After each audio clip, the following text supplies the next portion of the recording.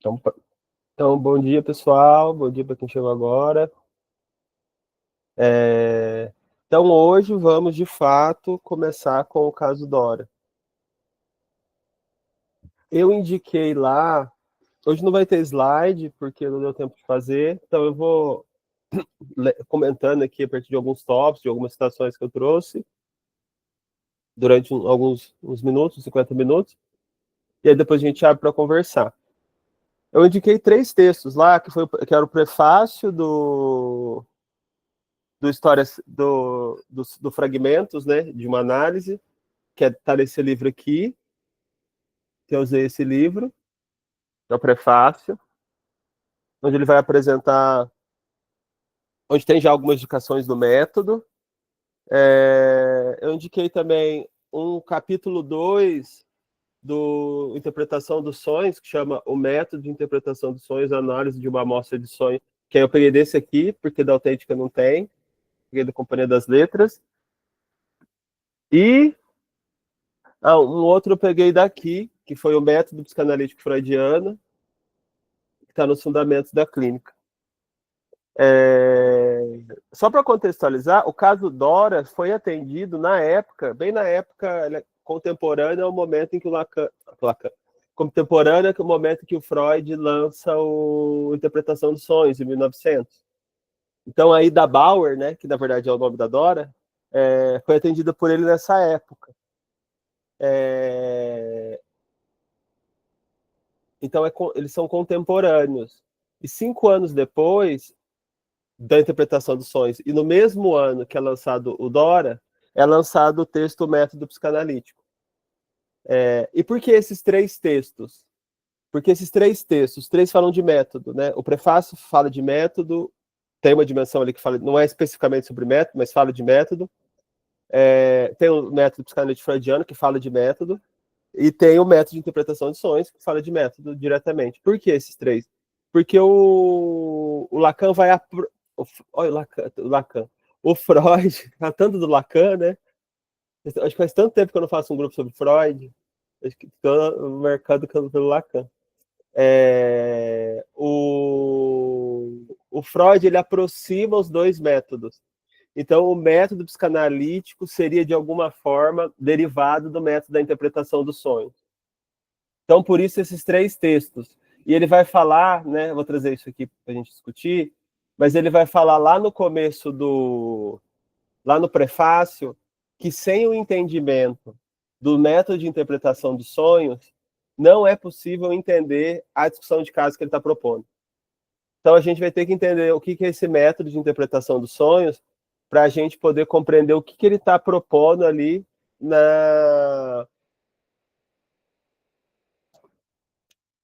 no relato ali, na investigação do caso que ele está trazendo. Eu vou comentando aqui, qualquer coisa vocês ligam o microfone, tá? Para vocês falarem.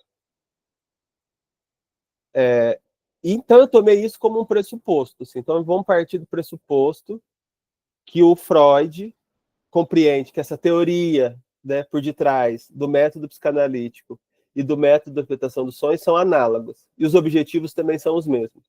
No método psicanalítico, o objeto é o sintoma, a princípio. E no método de interpretação dos sonhos é o sonho. Então, partindo desse pressuposto... Peraí que chegou gente. Partindo desse pressuposto, a minha questão... Deixa eu só fechar aqui 2 janelas, que vai ficar mais fácil para eu alternar entre uma janela e outra. Então, partindo do pressuposto... Gabriel, Oi. tu deveria estar mostrando slides? Não tem slides dessa vez, Raquel. Não consegui fazer, não deu tempo. Tá? Eu vou só vou comentando. Qualquer coisa que ficar difícil de entender, ou se eu falar muito rápido, vocês me avisam.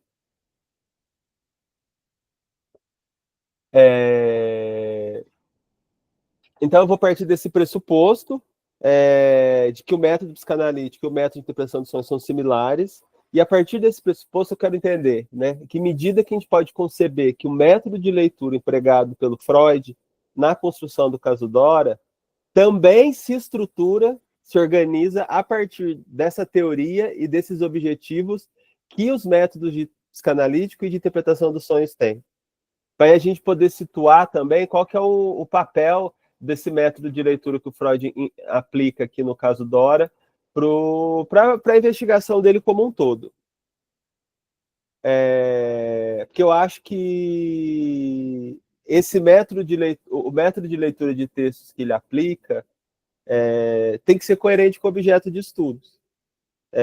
E o objeto de estudos dele é a fala dos pacientes que ele está atendendo, que aparece para ele como material que a gente vai ver retalhado, incompleto, repleto de lacunas. Então ele precisa de um método de leitura que trabalhe, que permita ele trabalhar com retalhos, com incompletudes, com lacunas, né?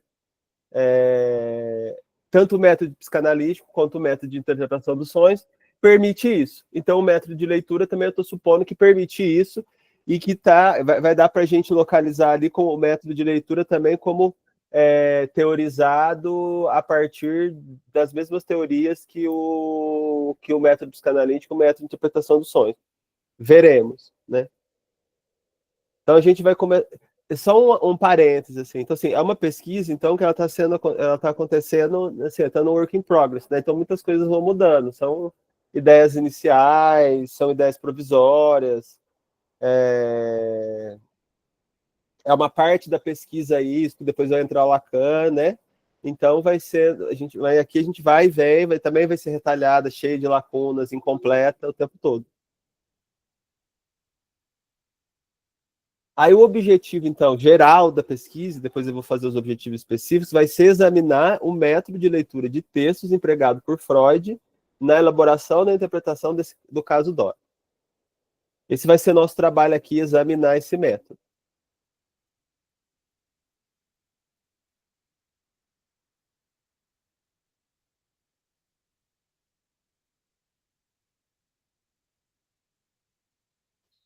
Tem umas partes que eu vou pular por enquanto, né? Após a gente examinar o método de leitura de textos do Freud, a gente vai examinar o método de leitura de textos do Lacan, que ele faz em relação ao texto do Freud. Aí ele vai fazer um reexame, né? Ele vai fazer o exame do texto do Freud, dos casos do Freud. E aí a gente também vai ter que incluir depois esse objetivo, eu vou ter que incluir aqui depois esse objetivo. São dois objetivos: examinar como Freud, o método de leitura de texto do Freud, do caso Dora, e examinar o método de leitura de textos que o Lacan emprega na releitura dele, né? Ou melhor, no retorno dele ao caso Dora, porque isso vai ter releitura e retorno a, tenho pensado que são coisas diferentes. Então, uma releitura, você pode fazer várias releituras de um texto. Você pode pegar o caso Dora e fazer várias releituras. Pode interpretar a partir da literatura, você pode interpretar a partir de uma perspectiva mais psicopatológica, você pode interpretar a partir de uma perspectiva lógica, de uma perspectiva sociológica, uma perspectiva de gênero. Pode fazer várias releituras. Agora, eu acho que a leitura feita a partir do retorno A, ela é muito específica, porque ela visa recuperar o que foi esquecido de mais elementar no pensamento do autor, que é o que o Lacan faz. Então, me parece que retornar a um texto, nesse modo que a gente estudou lá no texto do Foucault, não é a mesma coisa que reler um texto. Releitura, você pode fazer 1 milhão de releituras. Você pode fazer, é infinito o número de releituras que você pode fazer de diferentes perspectivas. Mas não necessariamente as releituras, elas vão buscar algo que foi esquecido, algo apagado, ou o sentido do pensamento do autor.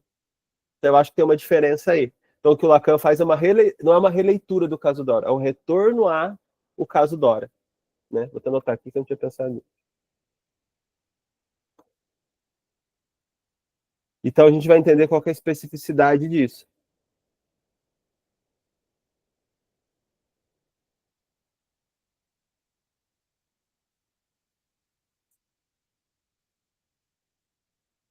Após o exame, então, do método de leitura do Freud e do retorno que Lacan faz ao caso Dora,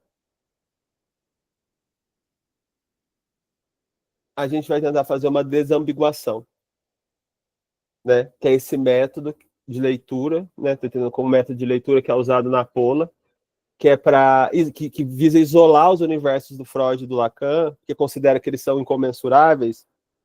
Isso quer dizer que eles são universos distintos, né? Que funcionam teoricamente por si mesmos, e são incomensuráveis também porque eles têm referências epistemológicas distintas.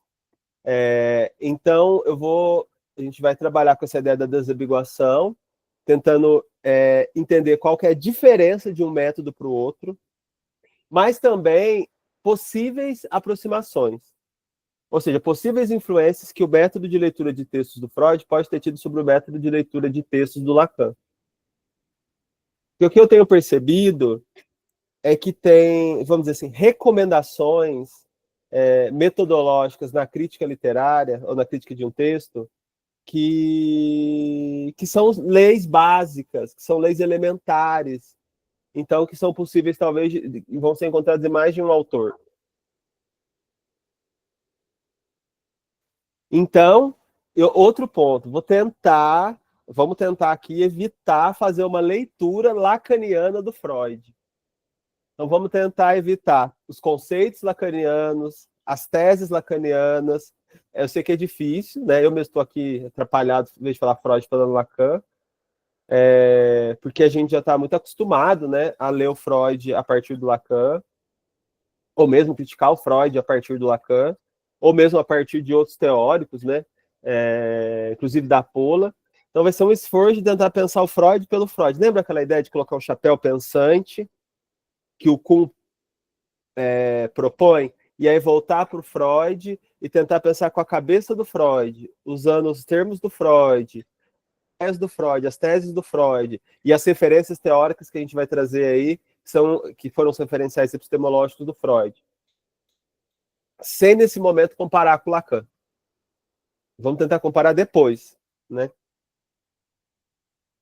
Vamos ver se a gente consegue fazer isso. Para a gente não tentar enviesar menos a nossa leitura do Freud. Tentar contaminar menos pela teoria lacaniana a teoria do Freud. E aí uma outra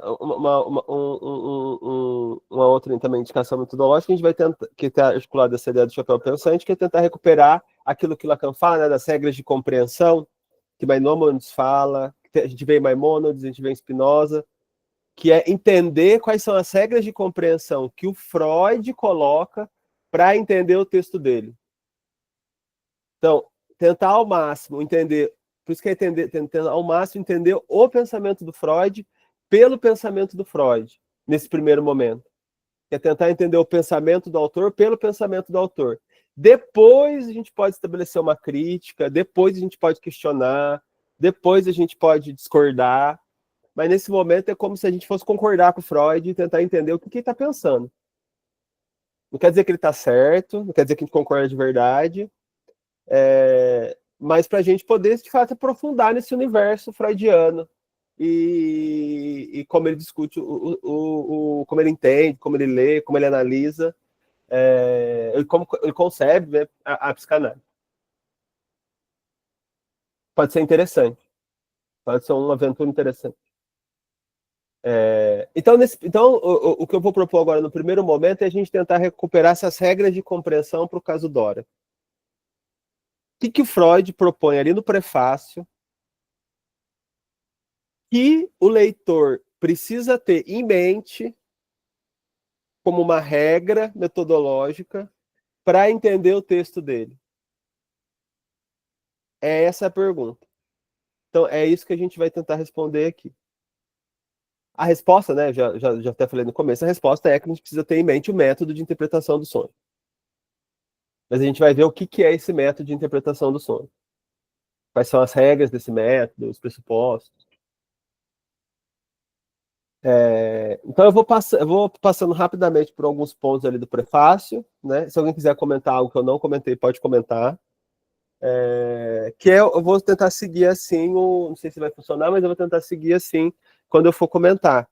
E comentando o texto assim, na ordem que vão aparecendo os parágrafos, mas introduzindo no meio outros elementos, outros textos que forem necessários. Alguns pontos eu vou passar mais rapidamente. Alguns pontos eu acho que são pontos que abrem para outras pesquisas que a gente não vai fazer aqui, mas que quem tiver interesse seria interessante. Inclusive, que se alguém se aventurar aí por estudar alguma outra questão em relação a esse texto que surgiu, mas que eu não abordei, mas que esteja ligado a esse campo metodológico, se quiser preparar alguma coisa para falar no grupo, pode preparar, a gente encaixa, tá? Se quiser marcar um encontro inteiro, pode. Se não quiser marcar um encontro inteiro, pode ser 10 minutos, 20 minutos, 30 minutos, pode ocupar o espaço que for necessário, para também vocês poderem participar, né? Poderem participar e desse processo de pesquisa. Então, uma coisa que me chamou a atenção, que aparece lá no final, que o tradutor comenta, é que esse gênero literário da apresentação de casos, tal como o Freud apresenta, é uma inovação.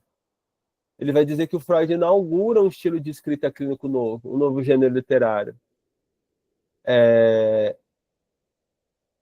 Aí eu fiquei me perguntando, como é que se discute isso, né, do estilo freudiano no campo psicanalítico? Como é que é essa introdução desse gênero? Eu não estou a par de nenhuma discussão sobre isso. Seria uma investigação interessante. Não vou trazer aqui, mas seria uma investigação interessante. Porque é um estilo de escrita diferente, por exemplo, do estilo do Lacan. Lacan não escreve casos, por exemplo. Como é que é esse estilo, né? Qual que é o valor desse estilo? Qual que é a função desse estilo para o progresso da psicanálise no Freud? Com certeza tem investigações assim já. Eu achei interessante. Ainda nesse momento não deu para procurar. Mas o estilo também tem a ver com o método, né? Aí depois ele vai falar na página 33, né, que o relato não é fonograficamente fiel ao que se passou nas sessões. Então ele não é que ele gravou, né? Nem sei se tinha gravador na época. Não é que ele gravou e transcreveu. O que ele vai fazer é um relato de memória. Esse é um ponto. Aí um outro ponto também na página 33, que aí eu acho que a parte vai começando a ficar a parte mais importante, que é como ele organiza o caso. Então ele vai optar por organizar o caso a partir de dois sonhos. Um relatado no meio da análise e outro relatado no final da análise. Né? Lembrando que a análise da Dora, aí da Malmer, durou entre 14 de outubro e 31 de dezembro de 1900. Então foram o quê? 3 meses de análise. Bem no momento ali, na época da interpretação dos sonhos, como eu falei. Então o sonho foi na metade disso, um mês e meio, e o outro foi no final desses 3 meses. Ele vai dizer que os sonhos foram anotados no final da sessão e defende ali que oferece um suporte confiável para a trama de interpretações e as lembranças realizadas, que ele vai apresentar no caso. Aí, né? Então, sim, o caso ele é organizado em torno de 2 sonhos. Ele vai apresentar 2 sonhos e vai organizar toda a análise e interpretação do caso a partir desses 2 sonhos, que a gente vai ver depois em detalhes. Mas aí, qual que é a recomendação metodológica que ele faz antes de adentrar ali no estudo, né? Primeiro ele vai falar, o Freud vai falar, que o nome original do artigo seria Sonho e Histeria, já que ele queria mostrar a relação que tinha entre a interpretação dos sonhos e a história do tratamento do paciente. Ou talvez o valor que a interpretação dos sonhos ou dos sonhos tem dentro de um tratamento. Então, aí a interpretação dos sonhos ela é empregada como um procedimento ou como um instrumento capaz de preencher as lacunas minêmicas e esclarecer os sintomas. Então, você vê, o método de interpretação dos sonhos ele se confunde com o método psicanalítico. Porque o método de interpretação dos sonhos também visa algo que o método psicanalítico visa, que é preencher essas lacunas minêmicas que ele chama, a gente vai vendo isso com o tempo que é, e esclarecer o sintoma. Aí o Freud vai falar, aí abre aspas, que é ele que está falando. O aprofundamento nos problemas do sonho é um pressuposto imprescindível para o entendimento dos processos psíquicos, no caso da histeria e das outras psiconeuroses. Então, nesse momento, Freud, e durante toda a obra dele, o sonho vai ser central, vai ser elementar. A teoria do sonho é elementar para o psicanalista desenvolver o seu trabalho, para ele poder entender os processos psíquicos dentro da histeria ou das outras neuroses. Para o Freud, aí pode fechar aspas, se o psicanalista não tem uma preparação no entendimento dos sonhos, ele não tem condições de avançar na psicanálise, o Freud fala. Então, assim, é uma teoria indispensável.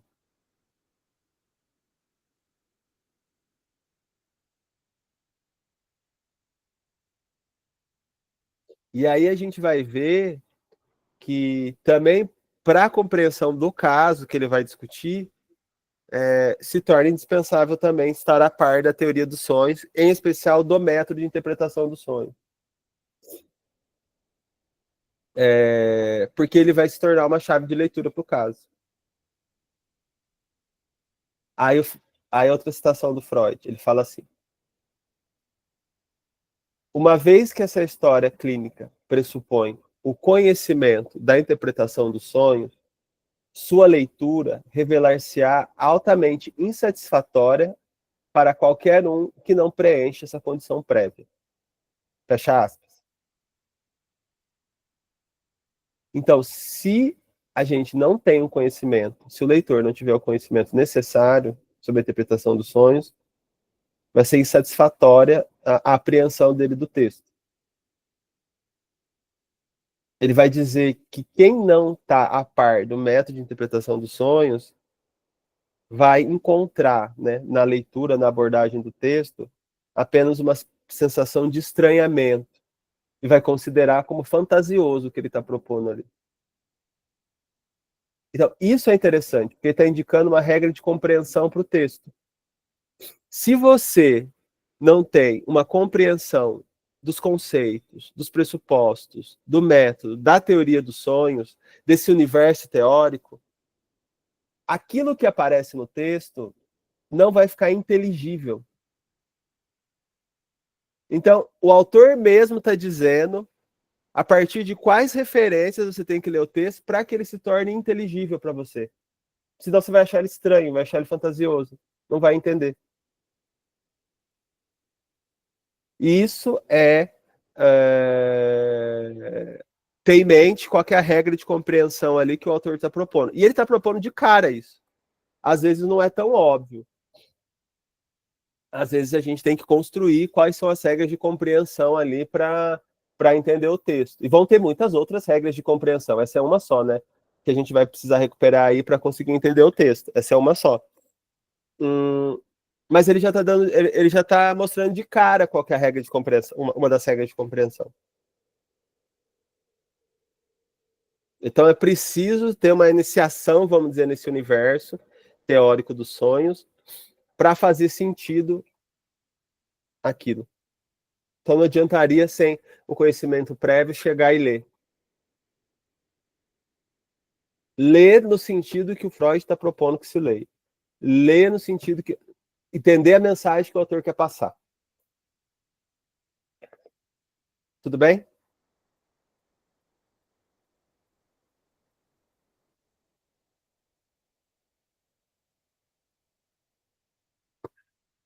Aí, para a gente ir articulando com coisas que a gente já estudou, né, para recuperando, eu vou trazer uma partezinha do Lacan.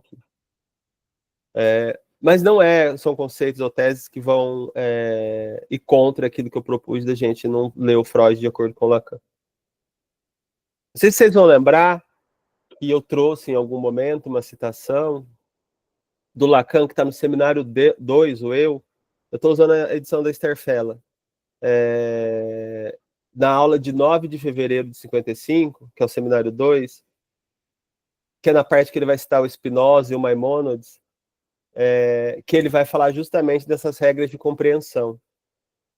Só para ficar claro, assim, qual que o que eu estou querendo dizer com regra de compreensão, o que é que a gente vai fazer com o texto, desse ponto de vista aí do nosso método, né, do ponto de vista do nosso método, e o que significa quando Freud propõe isso, assim, né? Diz, assim, qual que é a chave de leitura que vocês têm que me ler, que vocês têm que tentar me entender. Aí vou trazer uma citação do Lacan, eu vou ler devagar. Então, Lacan vai falar assim, é uma lei fundamental... Desculpa. Você está lendo aonde no seminário 2, no capítulo 2, que você falou? Então, eu tô lendo pelo Starfella, está na página 99. Ah, tá bom, desculpa. Tá bom. É que a versão... Eu tinha pegado a versão traduzida, mas essa versão em francês está mais estendida, está mais clara, explicada do que a versão em português. Eu não tô aqui com a... Não tem problema. Obrigada. Então, Lacan fala assim, é uma lei fundamental aplicada a toda crítica séria, para criticar uma obra e, portanto, para compreendê-la, que você deve aplicar os princípios que essa mesma obra explicita em sua construção, em sua feitura. Por exemplo, tentar compreender o Spinoza partindo das próprias linhas de pensamento que ele aplica como sendo as mais válidas para a condução do pensamento, para a reforma do entendimento, uma nova apreensão do mundo. Isso é fecundo quando se faz assim e não se sai dos princípios que o próprio autor colocou como sendo válidos e eficazes. Digo isso para fazer entender que se trata de uma lei absolutamente geral. Então, é uma lei fundamental, é uma lei geral, você retomar as linhas de pensamento do autor, as regras que o autor coloca ali para entender a obra dele, os princípios que ele explicita que foram utilizados na construção, por exemplo, da teoria dos sonhos, no caso da histeria, e a partir dessa recuperação, né, aí você vai ler o autor. Então você tem que estar... é como se você tivesse que assumir a mesma posição do autor. Por isso a ideia do chapéu pensante. É como se você tivesse que assumir a mesma posição do autor em relação ao texto que ele escreveu, tentando se manter no caminho que ele construiu de pensamento para o entendimento daquele texto. Não se pode sair desse caminho, ou seja, não se pode sair desses princípios que o autor coloca como válidos e eficazes. Por que não? Porque senão você vai entender outra coisa. Você vai dar um outro sentido para o texto que não é o sentido que o autor está propondo.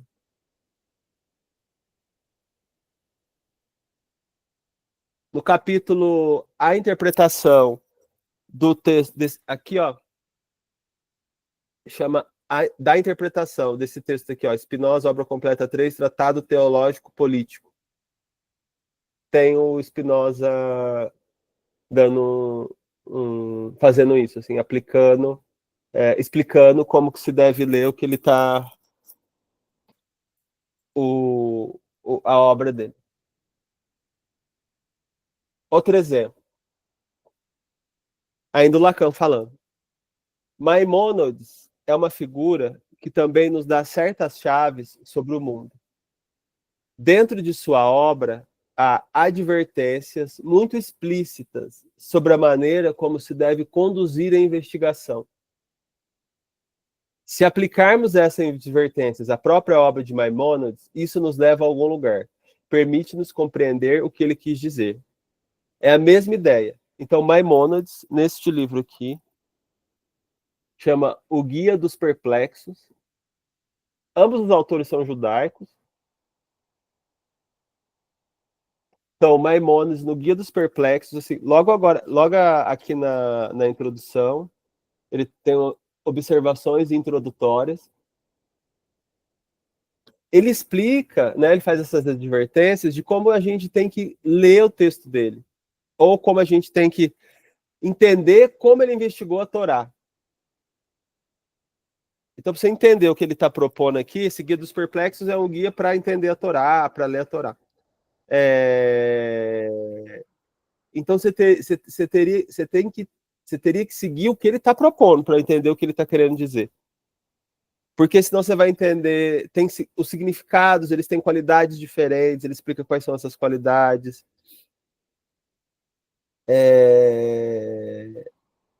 Ele vai apresentando categorias diferentes de sentido também no texto.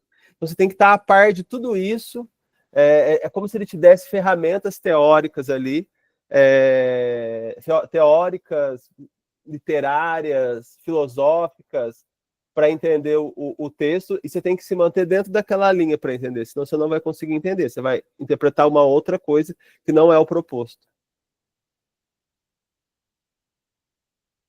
E aí, voltando para o Lacan, ele termina falando, então é, portanto, uma lei de aplicação absolutamente geral e que nos impulsiona a ler Freud, procurando compreender, lendo com atenção seu pensamento, identificando seu pensamento explícito, explicitado, aplicando as regras que ele formula para a compreensão e entendimento, regras essas explicitadas na própria obra, aplicando-as à obra, ou seja, compreendendo o que guiou seu pensamento.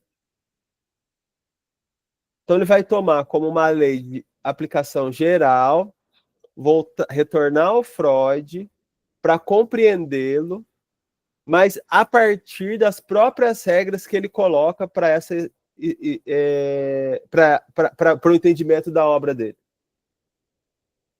Esse método é necessário, se a gente está pensando no retorno A, porque ele vai tentar ficar o mais alinhado possível com o que guiou o pensamento do autor, com as linhas que guiaram o pensamento do autor. É claro que a gente pode problematizar. Lacan fez isso mesmo? Não fez? Isso nesse momento não importa, não interessa. Vai interessar depois, quando a gente for ver o retorno que o Lacan faz.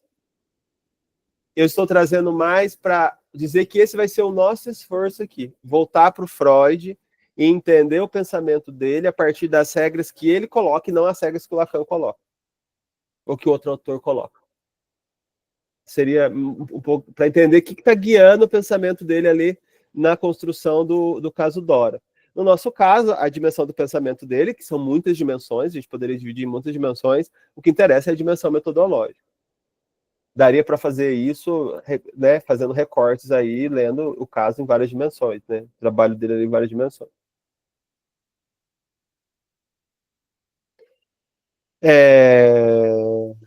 Então, assim como o Freud está indicando ali no começo do prefácio, a gente vai, para compreender o caso, a gente vai primeiro compreender o método de interpretação dos sonhos,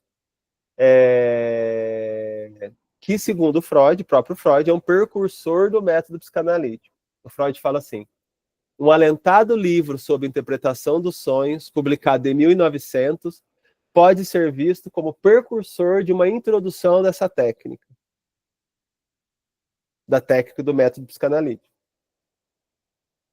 Ao que parece, então, os métodos se confundem, já que Freud propunha, abre aspas, tratar o próprio sonho como um sintoma e aplicar a ele o método de interpretação desenvolvido para os sintomas.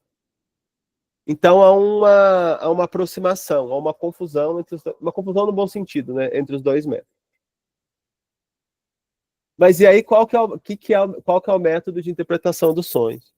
Aí o método de interpretação dos sonhos, então, está nesse texto, né? Está no livro Interpretação do Sonho, é o capítulo 2, está dividido entre teoria, aí ele faz uma apresentação teórica do método, faz um relato preliminar do sonho, apresenta o sonho, propõe uma análise do sonho, e a gente vai ver como é que é essa análise, é uma análise retalhada do sonho, né? Divide em várias partes, vai associando uma cadeia de pensamentos a cada parte, e depois ele conclui, na conclusão, que o sonho é uma realização de desejo.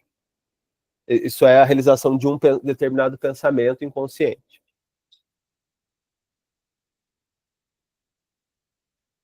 Então, da parte da teoria, ele parte do pressuposto, então, que os sonhos são interpretáveis. Então, naquele momento, né, em 1900, a inovação que ele introduz é essa: os sonhos são interpretáveis. Mas não interpretáveis, né? Tem a interpretação simbólica que ele propõe lá, tem a interpretação simbólica que já se fazia, tem uma interpretação criptográfica, também que se fazia, mas não são esses tipos de interpretações. Ele vai propor uma interpretação onde o sonho informa um sentido que vai ser encontrado a partir dos elos, né, que vão sendo feitos com outros pensamentos pelo próprio sonhador. Porque nas outras interpretações de sonhos que tinham na época, quem interpretava, ou a interpretação estava em algum lugar exterior, externo, em um livro, por exemplo, ou era o intérprete que tinha o saber sobre aquele sonho, ele que dizia o significado do sonho. Nesse caso, não. Quem pode fazer essa busca do significado é o próprio sonhador. E ele entende que o procedimento ali que ele está propondo de investigação pode ser considerado um procedimento científico de interpretação do sonho.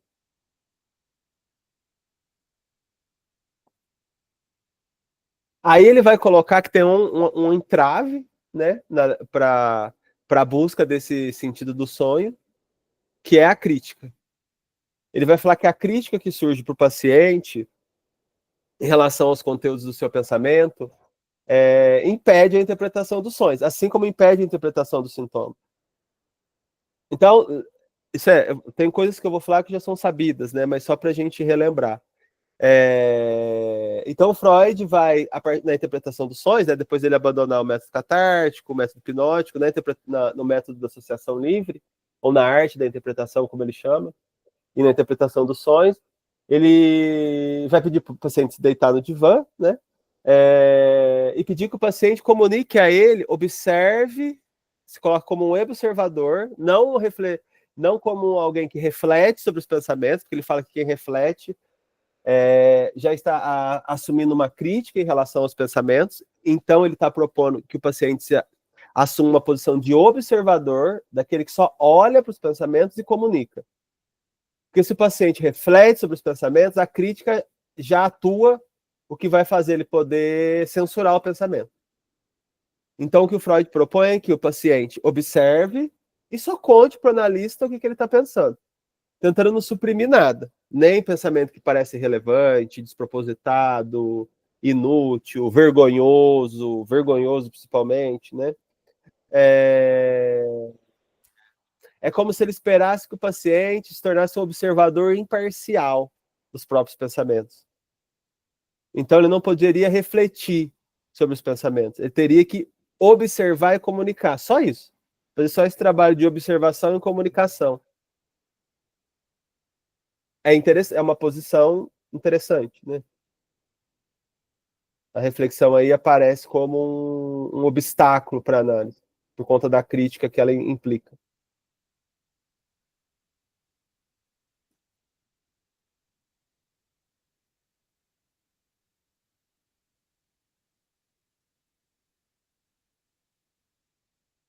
E aí, né, ele vai contar num texto que chama Em uma nota sobre a pré-história da técnica. Esse eu esqueci de passar. Eu coloquei depois. Tem um pequeno texto, que chama Uma nota sobre a pré-história da técnica de análise, de 1920. Então já é bastante posterior a esse período. Ele vai se referir ao ensaio eu não sei como se pronuncia, acho que é Ludwig Born, sobre um ensaio dele que chama A Arte de Tornar-se um Escritor Original em 3 Dias. E ele vai dizer que ele intui que é daí que ele retira esse método.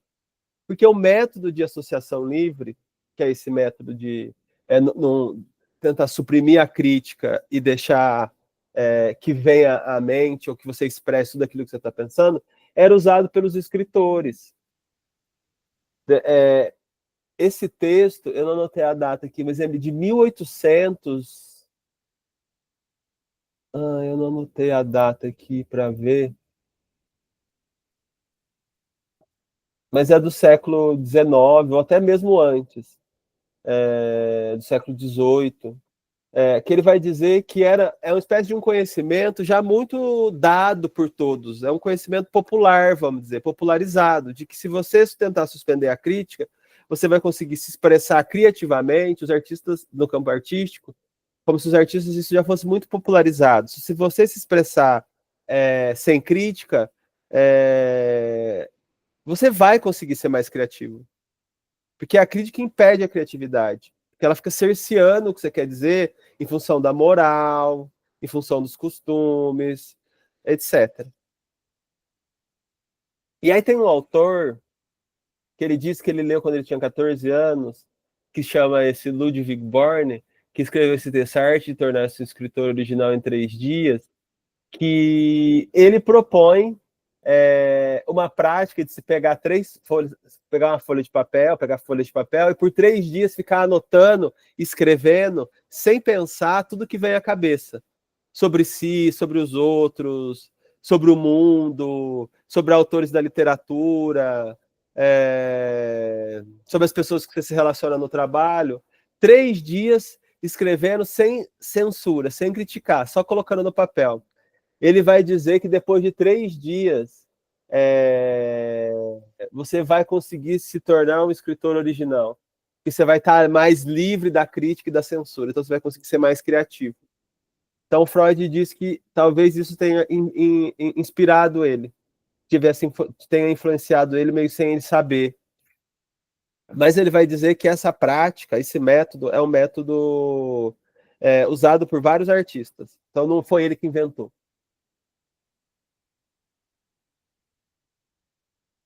Que tem os 2 elementos do método, né? Suspender a crítica e falar o que vem na cabeça. Ou escrever o que vem na cabeça. Inclusive até hoje, quando você vai fazer cursos de métodos de leitura, cursos de escrita, ler livros, sempre aparece essa indicação. Vai escrevendo sem pensar, não fica refletindo, não fica corrigindo, deixa para depois pensar nisso.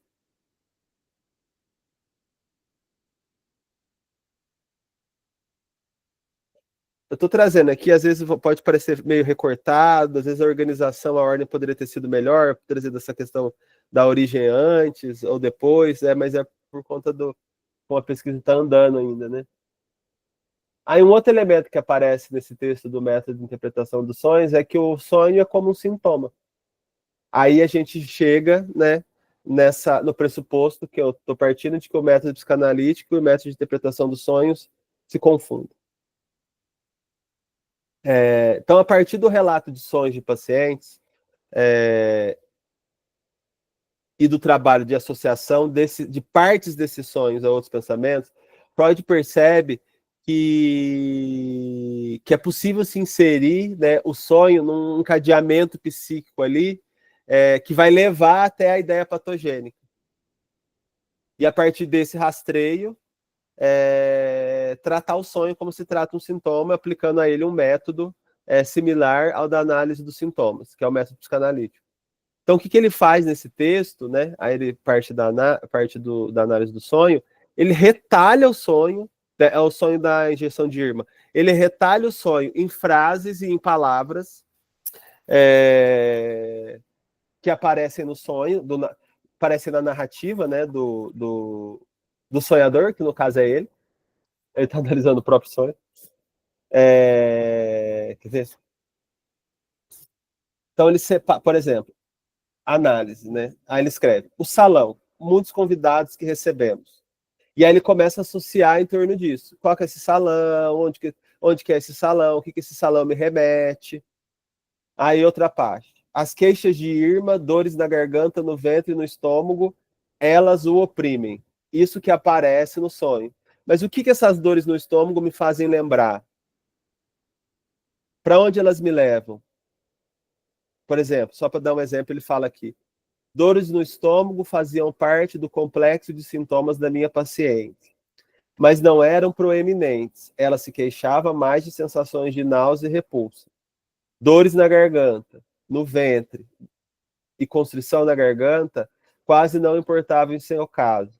Aí ele diz: pergunto-me por que eu teria optado por essa seleção de sintomas no sonho e não encontro resposta no momento. Então ele vai tentando associar com o que ele se lembra. Que é como se ele se perguntasse: por que esse conteúdo apareceu no sonho? Ao que ele se refere e de outros pensamentos? Que é como se virasse um problema que ele vai buscar uma solução, que é o sentido do porquê aquilo está ali.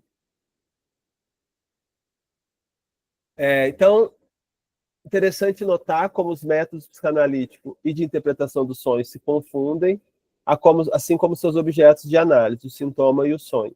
O sintoma também, a interpretação é similar, né? Ele vai ficar investigando o sintoma e tudo que aquilo remete a outros pensamentos até chegar na ideia patogênica, porque para ele o sintoma está vindo no lugar de algo, né? Está vindo no lugar de um certo processo psíquico que foi reprimido.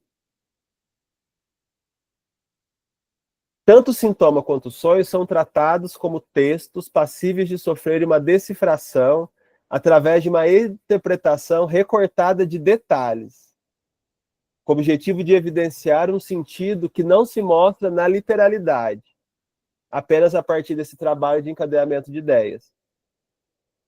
Então, o fato por exemplo, de Irma aqui aparecer no sonho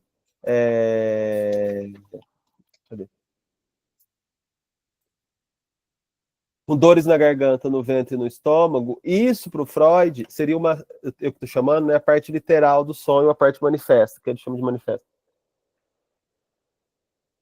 Para entender o significado disso, você teria que buscar a partir de uma interpretação, e essa interpretação é relacionando essas partes do sonho a outros pensamentos, até chegar, vamos dizer, na chave, né, de entendimento do porquê esse elemento apareceu lá.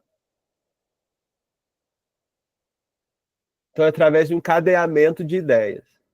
Então, o sentido que será encontrado ao final da interpretação, que inclusive pode ser refeita, né, é possível mais de uma interpretação para o mesmo trecho, é um pensamento que veicula a realização de um desejo.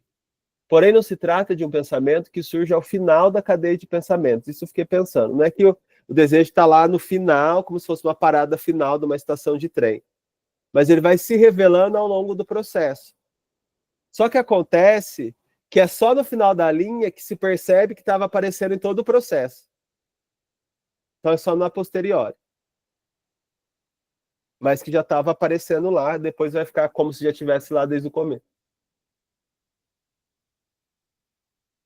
Aí ele vai falar como que você faz para aplicar esse método, então. Ele vai fazer indicações de como ser aplicado.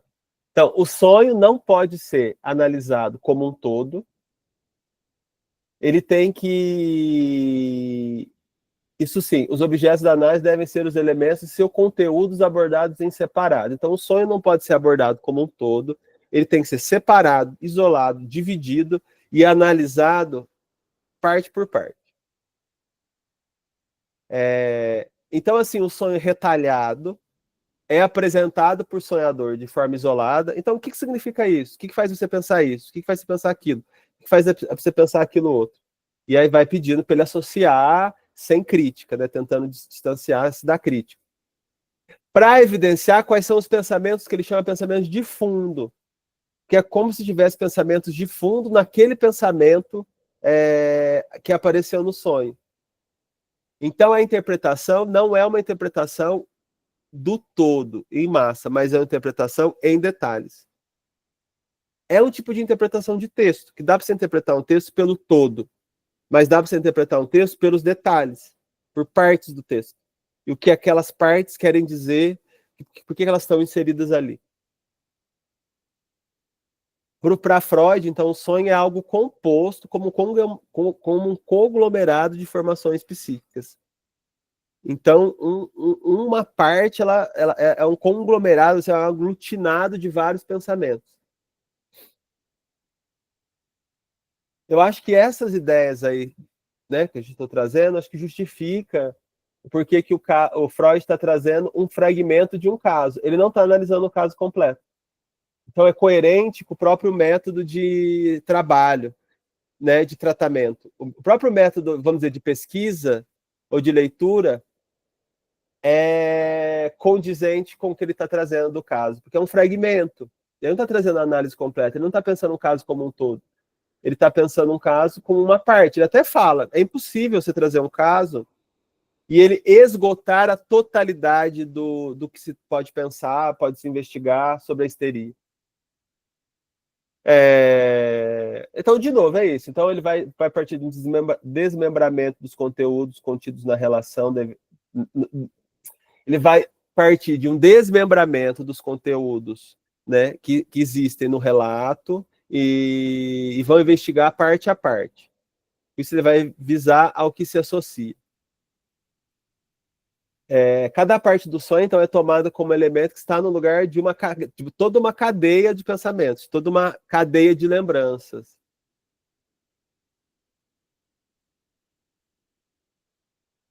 Nesse caso que a gente vai trabalhar, né, a gente vai ver que os sonhos eles vão ser uma espécie de analisadores. Eles vão ser uma espécie de analisadores a partir do qual vai se ler as outras dimensões do caso e vai se elaborar o caso.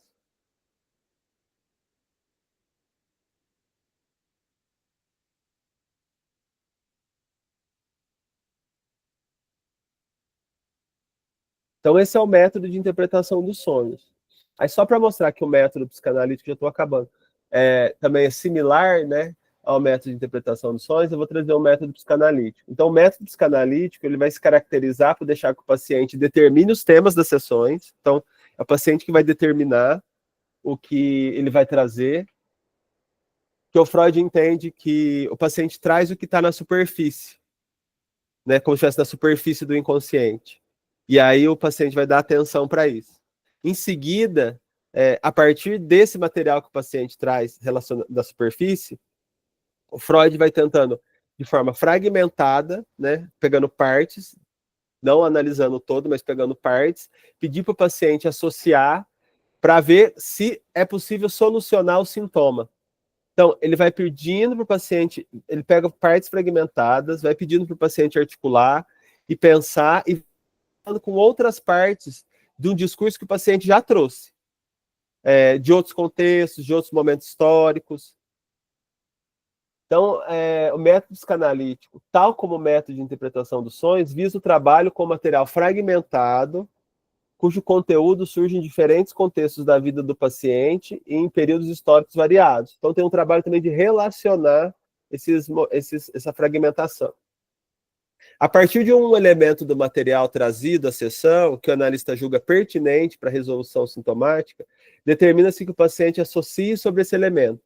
Rastreie os pensamentos encadeados a fim de chegar à ideia patogênica produtora do sintoma. A ideia patogênica é a ideia que foi recalcada e que está por detrás ali da produção do sintoma. Sintoma, né, como a gente sabe, como se sabe, para o Freud, ele vai ocupar um lugar das ideias reprimidas. Então, Freud fala assim, abre aspas, o sintoma estaria no lugar de processos psíquicos reprimidos e que não chegaram à consciência, ou seja, seria uma transformação, uma conversão da outra. Então, uma conversão de processos psíquicos reprimidos ou de ideias reprimidas para o sintoma. Então, você faria o caminho inverso, né? Você partiria do que foi do produto para a causa, o produtor. Nesse sentido, podemos pensar o método psicanalítico, assim como o método de interpretação dos sonhos, como um método que visa a solução da problemática neurótica, que é o desconhecimento do sentido embutido em suas formações psíquicas, tais como sintomas e sonhos produzidos pelo processo de repressão e geradores de sofrimento. Seguindo esse raciocínio, poderíamos propor que o método de leitura de texto freudiano, empregado na construção do caso Dora, objetiva também a solução de um problema. Mas o problema naquele momento é o desconhecimento no campo médico da sua época, né, que abre aspas, a causação dos adoecimentos histéricos é encontrada nas intimidades da vida psicossexual dos doentes, e que os sintomas histéricos são a expressão de seus desejos recalcados mais recônditos. Então, estou pensando que também o método de leitura do texto do Freud, que visa, né, uma solução de um problema, só que é uma solução de um problema teórico. E tem a ver com desconhecimento também, que é um desconhecimento sobre a causa, a estrutura, não a estrutura no sentido lacaniano, mas estrutura no sentido que ele propõe, da histeria dos sintomas histéricos. E isso também vai ser o objetivo ali da aplicação desse método. Então, ele vai analisar, interpretar esse caso, visando desfazer esse desconhecimento, mostrar, né, para o público, né, para os leitores, que sintomas histéricos, que é o adoecimento histérico, é causado por a vida psicossexual dos doentes, ou por esses desejos recalcados, reprimidos. E, ao mesmo tempo, eu acho que tem o interesse do Freud ali de justificar que o método psicanalítico e de interpretação dos sonhos é um procedimento científico válido para o tratamento da histeria. Também tem isso no texto. Eu acho que ele está... É uma das primeiras vezes que... É a primeira vez que ele traz um caso, eu acho, com esse método da associação livre, ou apresenta um caso e ele quer mostrar que o método funciona. Então, assim, então a gente vai precisar ter isso em mente, esse método de interpretação dos sonhos, para ler o caso. Porque é isso, a gente vai pensar dentro desse universo, dentro dessas regras que ele está propondo de pensar. Ele vai retomar essas regras algumas vezes e a gente vai reforçando para a gente poder pensar. Tá bom? Então foi isso que eu pensei para hoje. Eu acho que a gente pode abrir para conversar, para comentários, para discussão.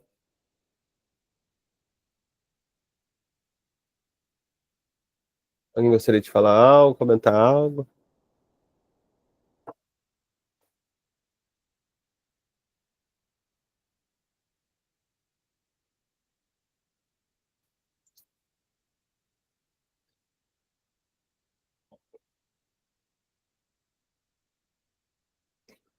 Pode falar, Matheus. Quando você toma essa distinção entre o método psicanalítico e o método de interpretação dos sonhos, você se pauta nesse texto específico que foi publicado perto do caso da Dora, ou você faz algum outro remanejo, acrescenta outras informações para compor isso que seria o método psicanalítico, no caso do Freud? Então, na verdade, quem faz essa aproximação é o próprio Freud. Ele vai dizer textualmente, tanto nesse caso Dora, né? Vocês verem lá que não tem uma diferenciação, na verdade, né? Na verdade, não tem uma diferenciação. É uma aproximação. Que eles partem do mesmo pressuposto, e a aplicação em relação ao sintoma ao sonho é similar, é a mesma. Mas é ele que propõe essa aproximação, então eu retomo do texto dele.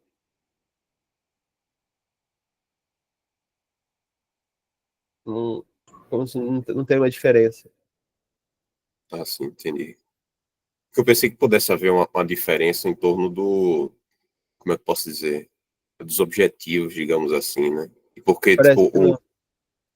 porque no caso, naquele texto ele cita outros, o sonho como se fosse algo, digamos assim, instrumental à clínica para que se conseguisse trabalhar, né, desmanchar os sintomas, aí entraria o sonho ao lado dos atos falhos, né, dos xistes e as outras manifestações que são, na descrição dele, a solução do compromisso, né? É por isso que eu achei que você estava fazendo essa aproximação a partir dele, mas também haveria uma diferenciação em algum momento. Então, mas não sei. É que nesse momento o que parece tanto sonhos, sintomas, atos falhos, xistes, seriam todas formações do inconsciente. Todos são formações do inconsciente, inclusive o sonho. É que tanto o sonho, por exemplo, quanto o sintoma, ou como qualquer outra formação do inconsciente, ela viria no lugar de um processo psíquico reprimido. Então, ele viria no lugar de uma ideia patogênica.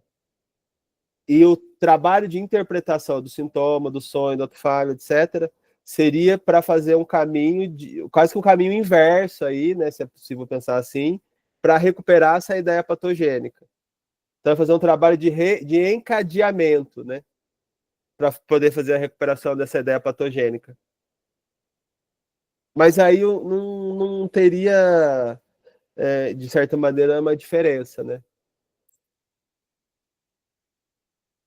Pelo menos por enquanto, o que eu consegui compreender não tem uma diferença. Agora, o desafio vai ser articular isso ao método de leitura, né? Como que a gente está tentando examinar qual é o método de leitura, né? Se o método de leitura que ele aplica pode ser pensado nessa mesma chave. É claro que a gente não precisa responder isso agora, né? Que esse é justamente o objetivo que a gente está trabalhando aqui. E aí a gente vai vendo agora nos próximos capítulos, né?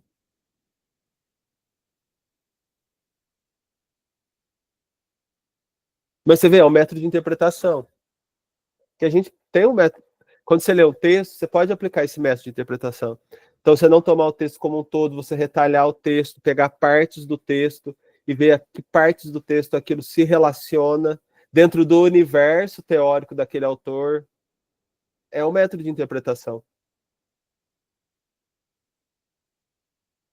Sim, entendi. Eu fiquei pensando, por exemplo, se a gente pega um texto, por exemplo, peguei um trecho aqui do Freud,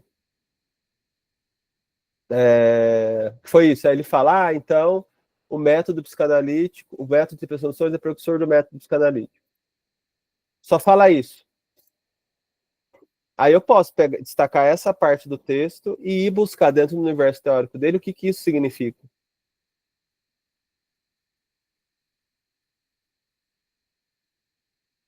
Que se a gente pensar, estou pensando agora, viu? Eu não pensei nada disso antes. Se a gente pensar o sintoma como um problema a ser solucionado, e qual que é o problema no sintoma? É que ele é o representante de uma ideia patogênica, que por não ter podido chegar à consciência, virou sofrimento. Então isso vira um problema, porque produz um sofrimento. E está calcada num desconhecimento dessa ideia patogênica, então do sentido desse sintoma.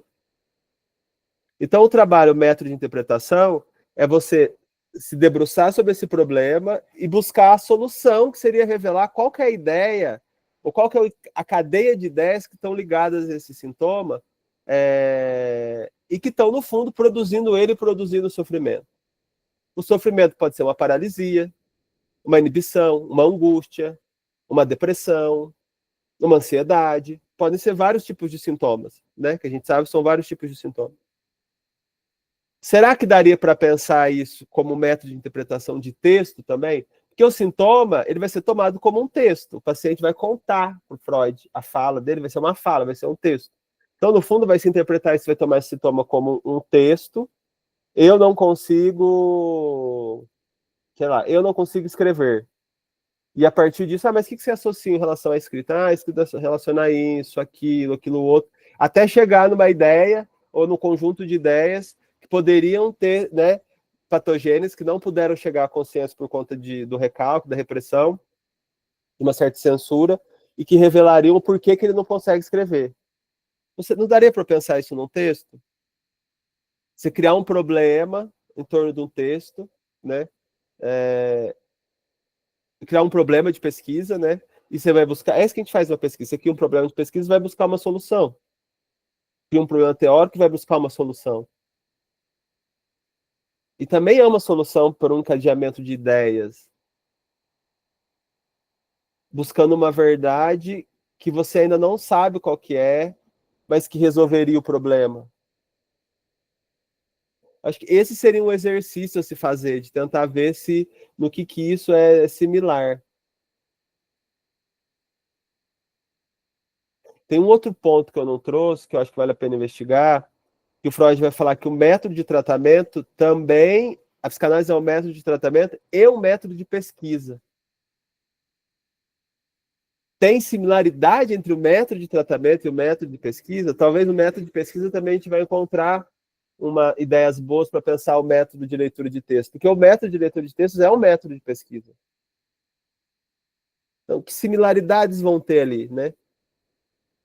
Que eu acho que pesquisar esse método de pesquisa, pesquisar o método de pesquisa seria interessante. Estou pensando aqui agora, assim, ideias. Pode falar, Lindsay. Então, eu estava, não sei se eu vou chegar a algum lugar, mas eu estava pensando aqui, eu achei interessante, né? Na hora que parou eu fiquei meio sem estabelecer uma questão, mas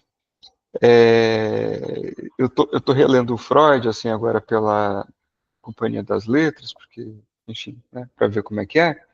Daí eu voltei para os textos pré-psicanalíticos, né? Aham. E daí, assim, você falando isso me veio, né? Porque, assim, tá, primeiro tem o método hipnótico, né, do Charcot, depois vai ter o método catártico, do Brauer, né? E, e é interessante porque, assim, eu acho que esse ponto que você está trazendo, né? Porque parece que, sim, tem uma virada aí de método importante, que é exatamente assim, de repente né, eu acho que tem algo assim, né? Tá, ele descobre que a histérica pede para não interrompê-lo e ele vai descobrindo que, olha, tem coisas interessantes quando ela fala em associação livre, né? Que ainda, pelo menos nos textos pré-psicanalíticos, ele não tinha nem usado esse termo de associação livre ainda. E aí coincide um pouco também que a gente vai pensar dessa o Freud utilizando o método de escrita de texto, Uhum. né, que ele vai usar esse método de associação livre de texto, não de. E é interessante nesse ponto, porque daí de repente parece que ele faz uma conjunção, né? Ele fala, tá, faz sentido a paciente, a histérica, falar, uma hora a gente vai chegar lá. E ele faz parece que essa articulação de um método que articule método, enfim, naquela época mais neurológico e tal, e foi vendo que a coisa não ia tanto. E ele chega, pô, um método interessante para pensar a estrutura do sonho, né? A estrutura do sonho também, de alguma forma, a gente vai pensar que é algo assim. Fala, escreve, o sonho é escrito sem você parar, assim, sem se você se interromper, Uhum. né? Algo sem censura, entre aspas, né? Uhum. Então parece que de alguma forma pode ter, né? Que ele desenvolve meio que sem perceber essa articulação entre, né, o que eu estou querendo dizer, assim, pensando agora, não tinha pensado antes, é o impacto, os efeitos desse método de escrita. Parece que é muito grande, Uhum. né, no método psicanalítico, já não catártico, nem o Aham. hipnótico, né? Aham. Parece que isso tem aí, parece que é virada de chave, né, de falar que isso aqui é psicanálise, né? A inclusão desse método, ou esse paralelo, utilizar esse método. E assim, agora viajando também, estou viajando. Não, tá fazendo sentido. Porque, tipo, no sentido assim, se Lacan em alguma medida enfim, isso aí não é um consenso, mas tá. A gente pega a linguística estrutural e a partir disso faz um paralelo com a psicanálise, né? Ou seja, é um método de outro campo, né? Parece que Freud também se vê com um método de outro campo e que de alguma Aham. forma, até que ponto isso funda a própria psicanálise, né? Um método de leitura, de escrita, de textos literários, né? Funda um campo também. Enfim, Uhum. eu viajei aqui, mas é isso que eu pensei. Eu tô anotando aqui. Também, pra mim faz muito sentido.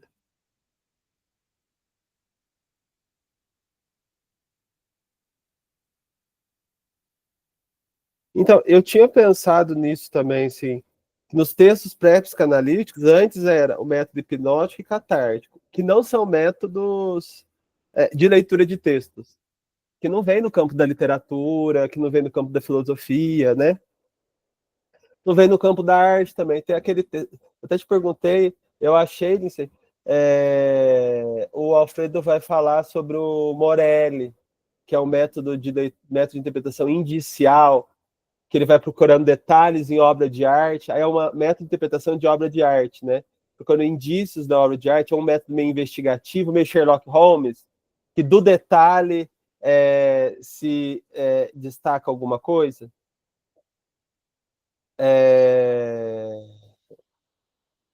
Mas pensando nisso, assim, então é um método de. Antes o hipnótico catártico não é um método de leitura de texto. Eu tinha pensado nisso, que parece que tem um momento de virada, que isso é introduzido, o método de interpretação de textos, né?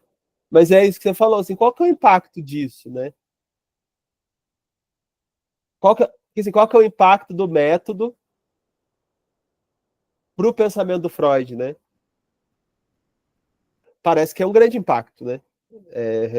Revoluciona ali. Aí é isso que você falou, se de fato se torna psicanálise.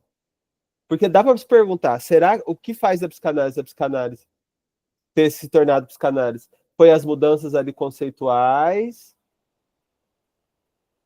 ou foram as mudanças metodológicas?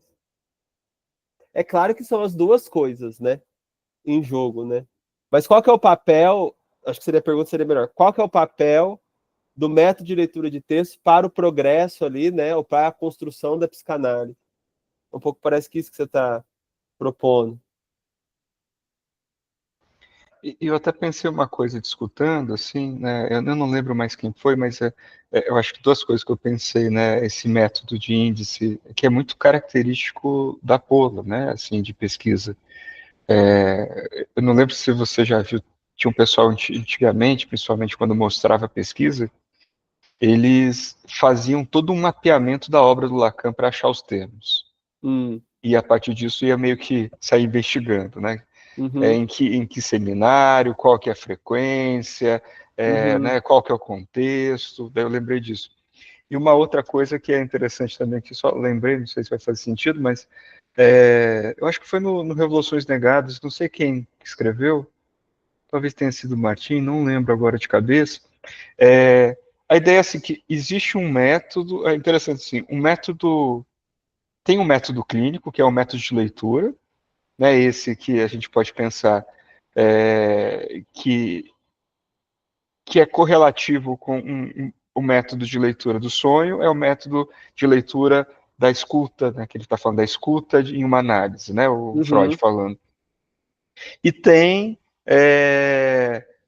o fundamento teórico para tentar depois construir o caso, que é, claro, daí ele vai e volta lá para os textos pré-psicanalíticos, vai falar de abreação, afeto, recalque, repressão, e que, assim, de alguma forma, vão dizer, pelo menos os críticos, que aí que o Freud se perde, né? Ele se acha muito na leitura do texto, como método de literatura, de escrita, e se perde quando ele tenta reler isso a partir de um método muito biológico, neurológico, assim. Ele se afasta, a ideia é, ele se afasta do próprio achado, nisso.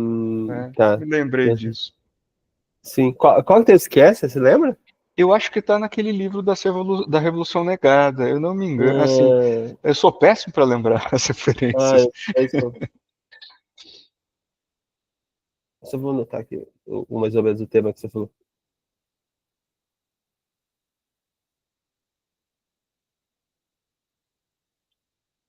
Aí o problema não seria metodológico, né? O problema aí seria teórico, né? Daí faz essa divisão, né? Tem um método de leitura e depois como é que a gente vai ler o que foi construído a partir desse método. E aí tem um certo... claro, é uma interpretação sobre o percurso freudiano, mas daí tem um desvio. Né? Assim, tudo que... naquele sentido de que quando Lacan vai falando sobre o grande achado do Freud, vão estar nas interpretações dos sonhos, sobre os xistes, atos falhos, né? Nesse sentido. Os casos. Sim.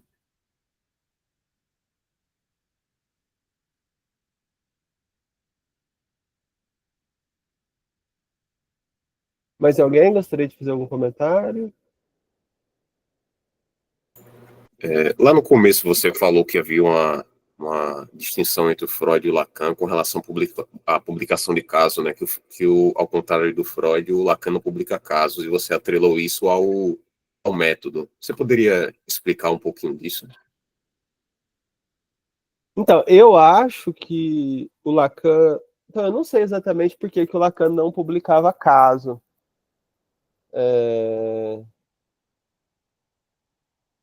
Não sei dizer por que o Lacan não publicou caso.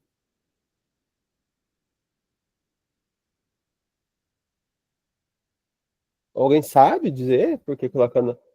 Já viu algum teórico falando disso? Por que ele optou por... Porque os psicanalistas da época também trabalhavam com caso, né?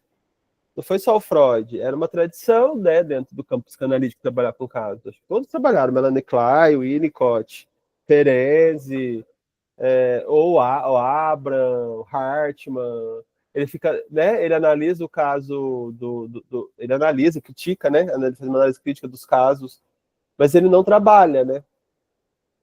Uma ideia que me vem na cabeça, que eu não sei se, mas me vem aqui, assim, né,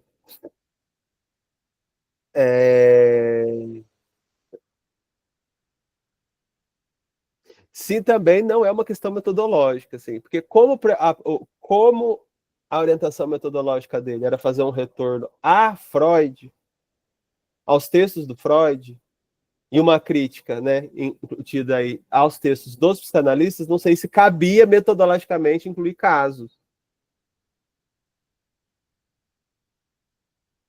Mas não sei se é um argumento, sabe, tipo, que justificaria ele não colocar casos. Uma outra ideia que me vem é que, como ele está querendo matematizar, né, a ciência, ele está querendo fazer do discurso psicanalítico, da teoria psicanalítica, uma ciência, me parece, nos moldes da ciência moderna. Então, a ciência moderna, igual a gente já falou, ela se orienta para uma matematização do real, né? Então, assim, ela se avança, ela se constrói pelo avanço teórico, pelas produções das conjecturas, por esse avanço teórico. Eu não sei se o caso distanciaria o Lacan dessa proposta de formalização, por ser algo mais particular, que talvez não dê para ser generalizado. Não sei. Mas, ao mesmo tempo, ele volta para os textos do Freud e analisa os casos do Freud, critica os casos dos contemporâneos.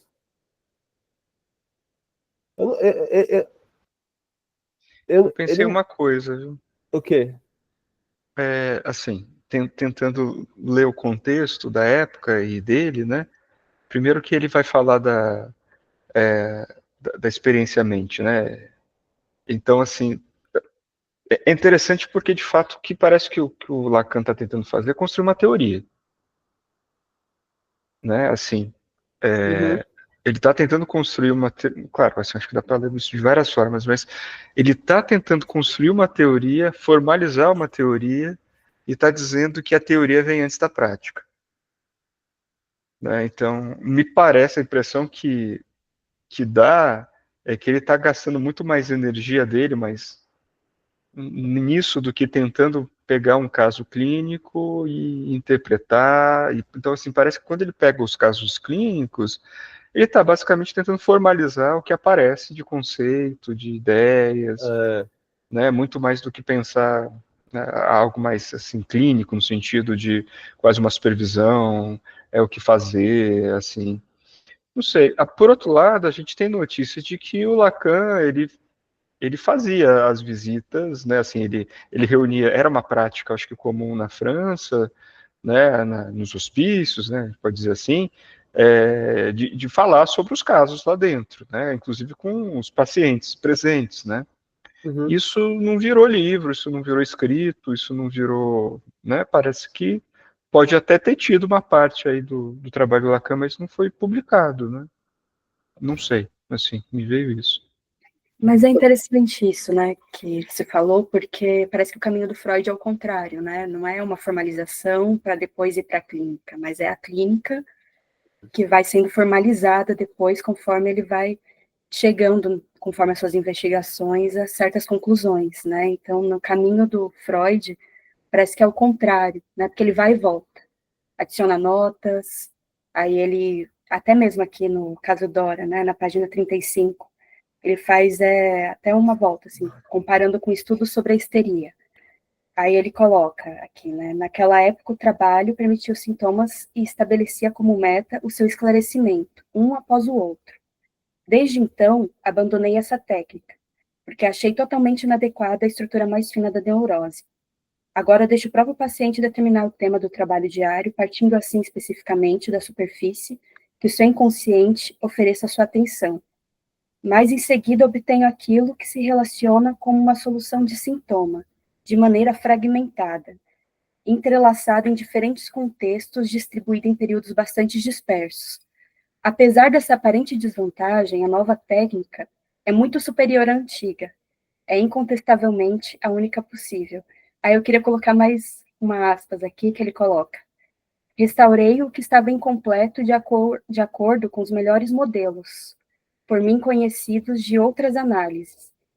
Mas assim como faria um arqueólogo consciencioso, não deixei de indicar em cada caso onde minha construção se superpõe ao autêntico. Então, eu acho que o Lacan, ele faz um caminho completamente do avesso, assim, um pouco em relação ao Freud, nessa questão até de exposição, porque o Freud admite muitos erros colocando ali os casos dele. Parece que o Lacan, nesse momento, ele se esconde um pouco, né? Ele se coloca mais ali como teórico, mas pouco fala do próprio trabalho. Não sei o que vocês pensam sobre isso também, assim, mas eu acho interessante, que parece que é um pouco o inverso do que Freud faz. A parte clínica não aparece, né, no Lacan. Dele, né, da prática clínica dele, eu quero dizer, né. A parte clínica aparece porque toda a teoria dele é uma teoria, é teoria e é clínica, né, uma teoria voltada para a clínica, né. Mas a prática em si, né, assim... A prática dele não aparece, né. E o Freud está sempre colocando ali, né, não sei. Mas me parece um pouco o contrário. Tem também que o Freud está construindo a teoria, né. Tem também que ele vem da medicina, então acho que na medicina também, né, assim, é comum os estudos de caso. O Lacan também vem, né, ele faz o estudo de caso também, se for pensar lá naquele primeiro texto dele, do doutorado dele. Eu acho que é algo a se investigar, assim, não... Porque o Freud também tinha essa questão de querer pertencer ao campo, né, assim, como cientista. O único prêmio que ele ganha é o de literatura, né, quanto também esse ir e voltar dele também não é para esse reconhecimento de algo novo, até desse gênero literário que ele inaugura. Mas fica nessa tentativa, né, de formalização frequente de algo que parecia que não era muito compreendido pelo campo científico, né. Sim. Eu acho que às vezes uma coisa que pode ajudar, mas eu acho que assim dá meio que um certo desvio da ideia da método de leitura, né? Não sei se é interessante. É porque dá para tentar enquadrar ou classificar os métodos a nível científico, né? Indutivo, dedutivo, hipotético. E aí daria para fazer uma borda a respeito disso, né? Freud, claro que eu acho que assim, tá, ele parte da prática, mas assim, eu acho que tomar um pouquinho cuidado, eu acho que sim, dá para, que a Bianca falou, dá para ver um movimento meio que inverso, mas tomar cuidado para não achar que o Freud tirou tudo assim da cartola, sozinho, né, da prática.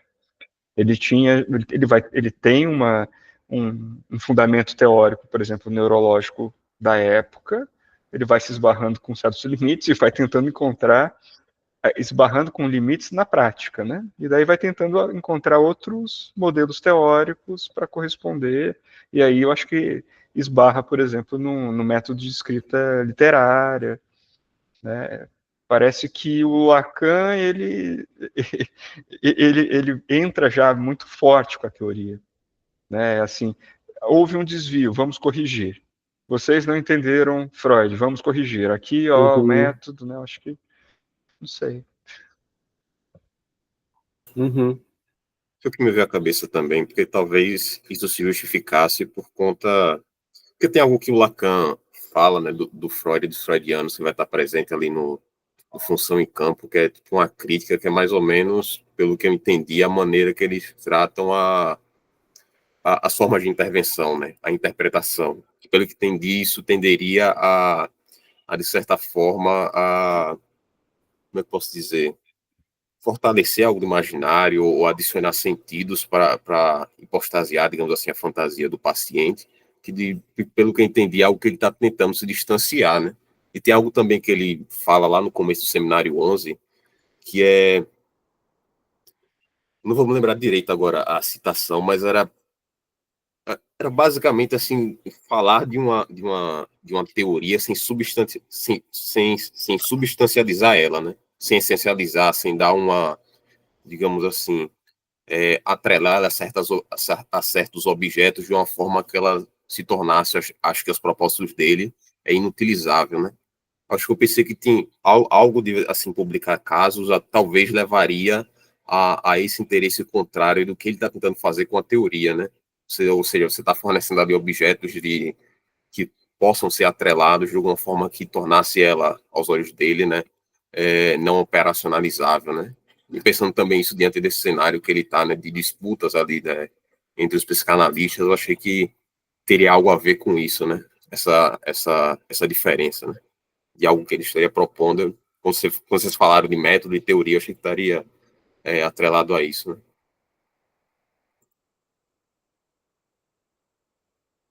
A Ana Carolina, aí depois a gente encerra, tá, pessoal? É só um acréscimo rápido. Tá dando para me ouvir? Tá. Tá ótimo.